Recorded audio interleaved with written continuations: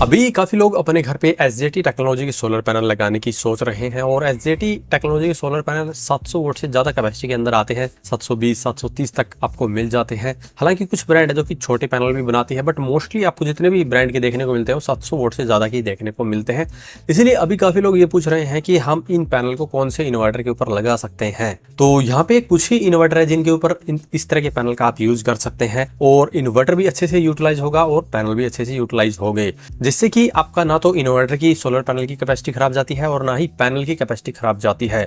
यहाँ पे हमने कुछ वीडियो डाले थे जैसे कि NXG Pro 1 kVA का, यूटिल गामा प्लस 1 kVA का, उनके ऊपर ये कमेंट आ रहे हैं कि क्या हम इन पैनल का यूज कर सकते हैं या नहीं। तो हालांकि उन इन्वर्टर के ऊपर आप यूज तो कर सकते हैं, बट दिक्कत यह है कि जैसे कि 1 किलोवाट की उनकी कैपेसिटी है तो आप एक ही पैनल उसके ऊपर लगा सकते हैं, बाद में लगभग 300 वोट की कैपेसिटी ऐसे ही रहती है। तो इन्वर्टर की जो कैपेसिटी है वो पूरी तरह से यूटिलाइज नहीं हो पाती है। तो उस तरह के इन्वर्टर पे आपको 550 वोट के 2 पैनल का यूज करना चाहिए। अब बात करते हैं कि एसजेटी के 720 वोट या 30 वोट के पैनल को किस इन्वर्टर पे लगाना चाहिए। तो आपको ऐसे इन्वर्टर पे इनको लगाना पड़ेगा जिसके अंदर आपको 1500 VA की 3 किलो वोट की इस तरह कैपेसिटी देखने को मिलती है, क्योंकि अगर आप 2 पैनल को भी कनेक्ट करना चाहें तो 1400 वोट से ज्यादा कैपेसिटी हो जाती है। तो ऐसा इन्वर्टर आपको चाहिए जो कि कम से कम 1500 वोट की कैपेसिटी को हैंडल कर सके। तो ऐसा इन्वर्टर जैसे कि यूटीएल 1650 हो गया, एप्रोटर 1800 हो गया, इनके ऊपर ये 2 पैनल आप बड़े ही इजीली पैरेलली कनेक्ट कर सकते हैं।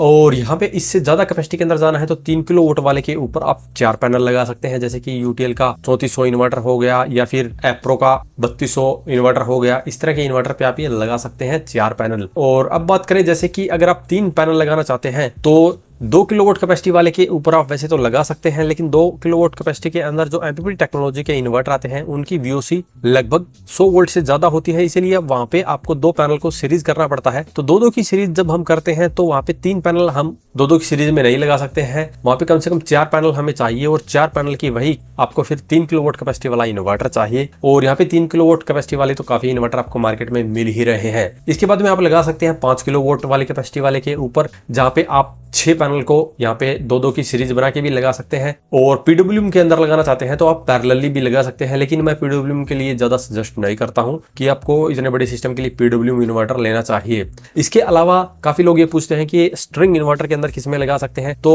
एसजेटी टेक्नोलॉजी के पैनल का जो करंट होता है वो लगभग 15-16 एम्पियर के करीब होता है और हमें पता है कि ग्रिड टाई सिस्टम के अंदर हमारे सभी पैनल यहाँ पे सीरीज के अंदर लगते हैं और सीरीज के अंदर इनका करंट सेम ही रहता है। यानी कि आपने 1 पैनल लगाया हो या 10 पैनल लगाए हो, जो करंट रहेगा वो सेम रहेगा, जो वोल्ट है वो ऐड हो जाती है। जैसे कि 1 पैनल की वोल्टेज 50 है और आपने 10 पैनल को सीरीज कर दिया तो 500 वोल्ट उसकी VOC हो जाती है। तो अब आपको ऐसा इन्वर्टर चाहिए जो कि कम से कम 17 एम्पियर तक के करंट को हैंडल करता हो। और मार्केट के अंदर काफी कंपनियों के अभी इन्वर्टर आ चुके हैं जो कि 17-18 और कुछ कंपनियों के तो ऐसे इन्वर्टर हैं जो कि 20 एम्पियर तक के करंट को हैंडल कर सकते हैं। तो आपको इन्वर्टर लेने से पहले ये देखना होगा कि उनकी जो पर एमपीपीटी करंट हैंडल करने की कैपेसिटी है वो कम से कम 15-16 या 18 एम्पियर तक होनी चाहिए। तो उम्मीद है अब आपको पता चला गया होगा कि कौन से इन्वर्टर पे आप एसजेटी टेक्नोलॉजी के पैनल लगा सकते हैं। अगर इसके बारे में अभी भी आपका कोई सवाल या सुझाव हो तो वीडियो कमेंट बॉक्स में कमेंट करें। आज की इस वीडियो में इतना ही। धन्यवाद।